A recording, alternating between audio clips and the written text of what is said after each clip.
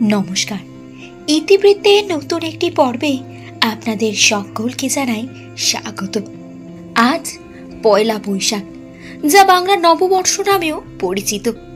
বাংলা নববর্ষ পশ্চিমবঙ্গ ও বাংলাদেশের পাশাপাশি সারা বিশ্বের বাঙালিদের কাছে একটি গুরুত্বপূর্ণ উৎসব, যে উৎসবটি বাংলা ক্যালেন্ডারের প্রথম দিনটিকে চিহ্নিত করে, যা সাধারণত প্রতি বছর এপ্রিলের 14 বা 15 তারিখেই পড়ে। কিন্তু জানেন কি, কবে কিভাবে শুরু হলো এই বাংলা নববর্ষের উৎসব? আসুন ইতিবৃত্তের আজকের পর্বে জানি সেই কাহিনী। জানা যায়, পয়লা শব্দের অর্থ প্রথম এবং বৈশাখ হলো বাংলা ক্যালেন্ডারের প্রথম মাস।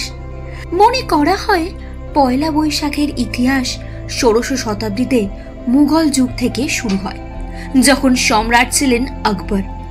জানা যায়, ফসল কাটার মরশুমের উপর ভিত্তি করে একটি নতুন কর ব্যবস্থা চালু করেন তিনি, আর এটি বাংলা নববর্ষের সঙ্গে মিলে যায়, যা ঐতিহ্যগতভাবে স্থানীয় জনগণ দ্বারা উদযাপন করা হয়। সম্রাট আকবর বাংলা সনের প্রবর্তন করেন। সম্রাটের আদেশ মতে রাজকীয় জ্যোতির্বিজ্ঞানী ফতেউল্লাহ সিরাজি সৌর সন এবং আরবি হিজরি সনের উপর ভিত্তি করে নতুন বাংলা সনের নিয়ম নির্মাণ করেন। প্রথমে আকবরের পঞ্জিকার নাম ছিল তারিখে এলাহি, আর এই পঞ্জিকায় মাসগুলি ছিল আরবাদিন, কারদিন, বিশুয়া, তীর এমন নামে, আর সেটি পরবর্তীতে বাংলায় বঙ্গাব্দ রূপে চালু হয়। তবে ঠিক কখন যে এই নাম পরিবর্তন হয়ে বৈশাখ, জ্যৈষ্ঠ, আষাঢ়, শ্রাবণ হলো, তা নিশ্চিত করে কেউই বলতে পারে না।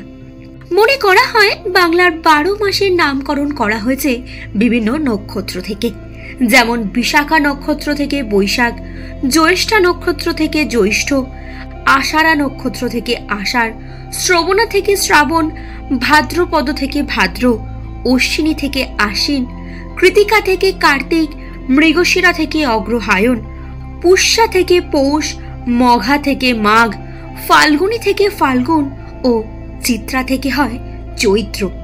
তাই বিশাখা নক্ষত্রের অনুসারে বৈশাখ বর্ষপঞ্জিকার প্রথম মাস। সেই হিসাবে বৈশাখের প্রথম দিন নববর্ষ অর্থাৎ পয়লা বৈশাখ ধরা হয়। জানা যায়, আকবরের আমলে প্রত্যেক চৈত্র মাসের শেষের দিনের মধ্যে সব খাজনা মাসুল পরিশোধ করতে হতো, আর এর পরের দিন পয়লা বৈশাখে জমিদার প্রজাদের মিষ্টান্ন বিতরণ করতেন, আপ্যায়ন করতেন। সব মিলিয়ে সেই সময় থেকেই এটি একটি উৎসবের রূপ ধারণ করে, আর হালখাতারও প্রচলন সম্রাট আকবরের সময় থেকেই হয়। সে সময় জমি, কৃষিকাজ, খাজনা ও ব্যবসার হিসাব করার জন্য শুরু হয় হালখাতার প্রথা। হাল মানে নতুন, তাই হালখাতা অর্থাৎ নতুন খাতা। পুরনো খাতা সরিয়ে নতুন খাতায় হিসেব নিকেশ লেখা হতো। তবে এই পয়লা বৈশাখের উৎপত্তি নিয়েও রয়েছে অন্য আরো এক মত। অনেক ঐতিহাসিকবিদ দাবি করেন, গৌড়বঙ্গের রাজা শশাঙ্কের রাজত্বকালে বঙ্গাব্দের উৎপত্তি হয়েছে। সেই 593 খ্রিস্টাব্দের কথা। সেই সময় কর্ণ সুবর্ণ সিংহাসনে বসেন শশাঙ্ক, আর সেই রাজ্যাভিষেকের বছর থেকেই অব্দ বা বৎসর গণনা করা হয়, আর সেটাই হয় বঙ্গাব্দ। তবে মতান্তর সত্ত্বেও পয়লা বৈশাখ সারা বিশ্বের বাঙালিরা অত্যন্ত উৎসাহ ও উদ্দীপনার সঙ্গে পালন করে থাকেন। এই দিনটি শুরু হয় খুব ভোরে ঘুম থেকে ওঠার মধ্য দিয়ে। এরপর স্নান সেরে নতুন জামা কাপড় পরে সিদ্ধিদাতা শ্রী গণেশ ও দেবী লক্ষ্মীর পূজা করা হয় আগামী বছরের সমৃদ্ধি ও সুখের জন্য। ব্যবসায়ীরা এই দিন তাদের প্রতিষ্ঠানে পুজো করেন। বিকেলে হয় হালখাতার উৎসব।